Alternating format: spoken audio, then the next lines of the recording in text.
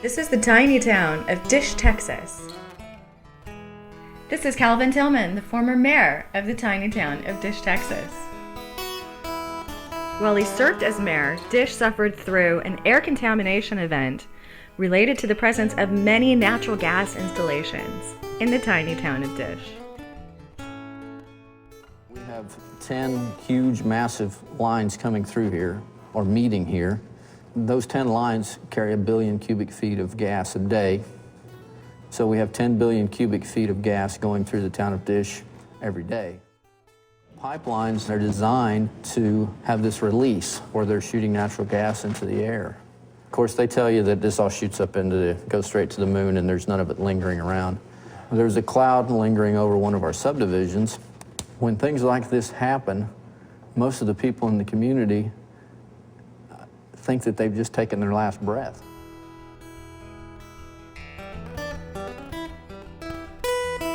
Dish ordered private air testing that found high levels of contamination. Found, and I quote, amazing and very high levels of known and suspected human carcinogens and neurotoxins. These chemicals include benzene, dimethyl disulfide, methyl ethyl disulfide, ethyl methyl ethyl disulfide, trimethylbenzene, diethylbenzene, methyl methyl ethyl benzene, tetramethylbenzene, naphthalene, 1,2,4, trimethylbenzene, MNP xylenes, carbonyl sulfide, carbon disulfide, methylpyridine, and diamethylpyridine. Benzene in the air was at 55 times the public health standard. Carbon disulfide was at 107 times the health standard.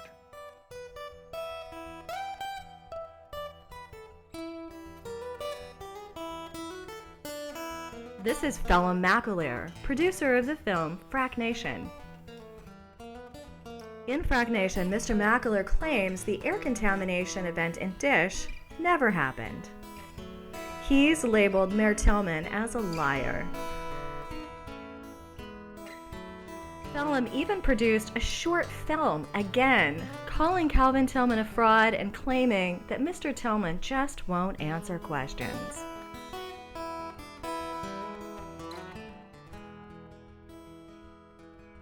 Hi, my name is Hope.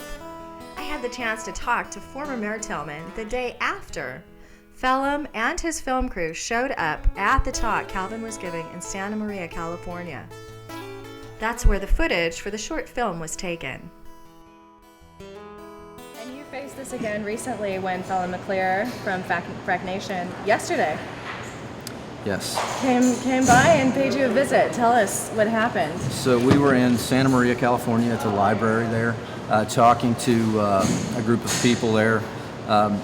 And me and Phelim Mcaleer have had some discussions in the past through Twitter and things like that. I actually would like to sit down and debate with Phelim. Phelim wants to show up. Phelim wants to stick a microphone in your face, start making broad-based allegations, and try and get you to respond to them. He doesn't want to have an honest discussion. And so he did this yesterday at the close of my meeting. He didn't come in during the meeting. He didn't give you an opportunity to say, oh, there he is, let's talk. He just showed up, stuck a microphone in my face, and starts making these allegations, which I discussed with him, and I answered his questions. When you don't answer his questions the way he wants you to answer his questions, he starts asking those questions over and over and over again, and he tries and term them a little bit differently. So he did that. And so I said, okay, Phelim, I've answered your questions. I've been a good sport about sitting and talking to you. There's a lot of other people who came here to see me that I'm going to go talk to. Phelim didn't take that well. Phelim started pushing old ladies out of the way and fighting his way to stick the microphone back in my face and shouting these vague, broad, baseless, false allegations. He started talking about the air study that we did in Dish, which is something he's talked about before. It's something that I can handle. It's something that I can answer. It's something that we believe is legitimate, and there is no question as to the validity of that. When that didn't work, he started talking about my children. And specifically, he started talking about my children and the health effects that my children were having because of the contamination of the oil and gas industry. He started attacking my family, my children, because they were having health effects. He started asking for me to provide my children's personal medical information. So this man had the gall to ask me for private medical information of my children. At that point, I simply could not continue the conversation. To me, that's sickening that someone would attack a small child who's having health effects. That's one of the most sickening things I've ever heard in my life.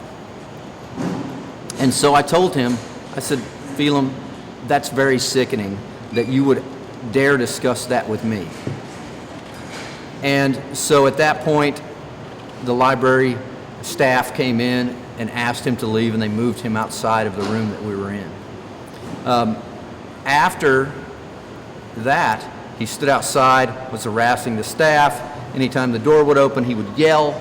He would yell into the room at me with the same thing.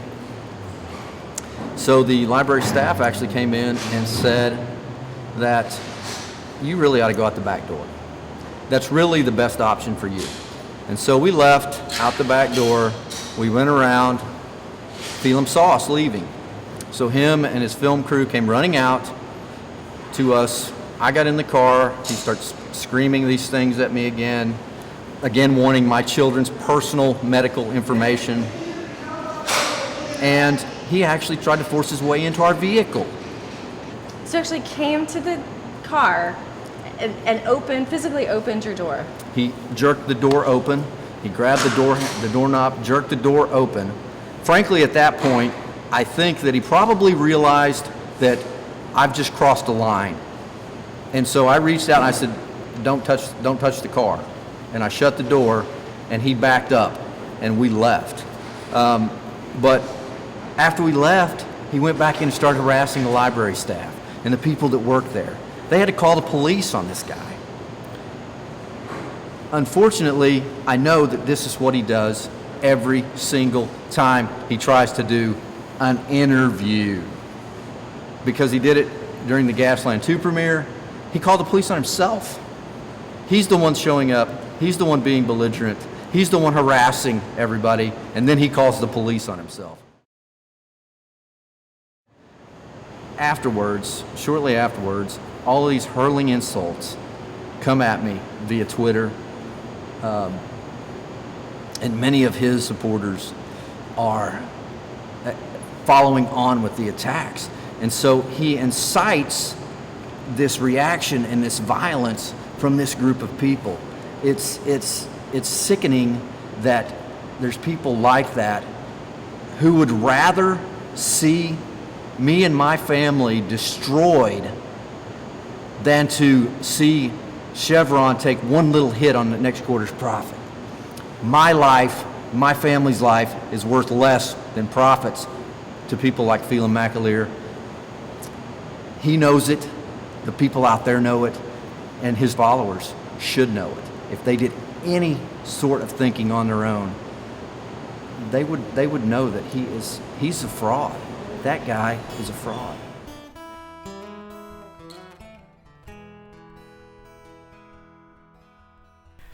After accosting people long enough, you'll get a rise out of them. Phelim cuts the film to make it look like the activists attacked him, not the other way around.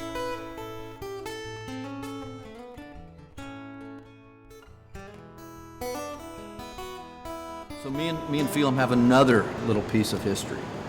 There was a film festival in January of 2014 called the Winona Frozen River Film Festival in Winona, Minnesota. And we, Gasland 2 was showing, so Josh provided my name to the film festival, and they called me and said, would you like to show up and do a question and answer after the film? I said, yeah, absolutely. Fracknation was going to play immediately before Gasland Part 2 was going to play. And they were going to have me and Phelim sit down and discuss the issues. we were going to have a debate. I showed up, Phelim didn't. When Phelim got word of that, he refused to come. And then he tried to hold the film festival hostage by charging them a $10,000 plus speaking fee plus expenses. There was a $10,000 speaking fee plus expenses. So he was holding them hostage. So they said, okay, you said someone was going to come and be with the film. Nobody's coming with the film. We're not showing the film. Then he went to Fox News and said he was being censored. That's the kind of guy he is.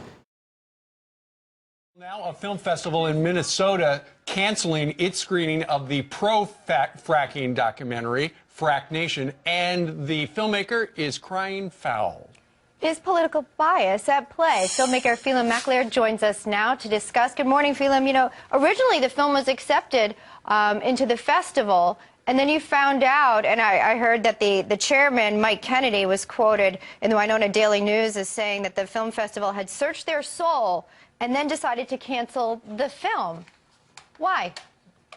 Yes, they cancelled they searched their soul and found out that they were running a soulless film festival. Yeah, they told us that they were cancelling it because no one from the film would be there for a Q&A. Then they said they were cancelling it because they had taken advice from the Robert Redford Sundance Film Festival.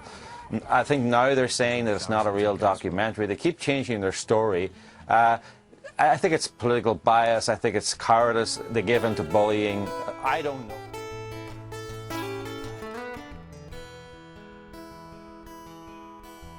Phelim Mcaleer has made a career of calling contamination victims liars, denying climate science, and framing environmentalists as dangerous.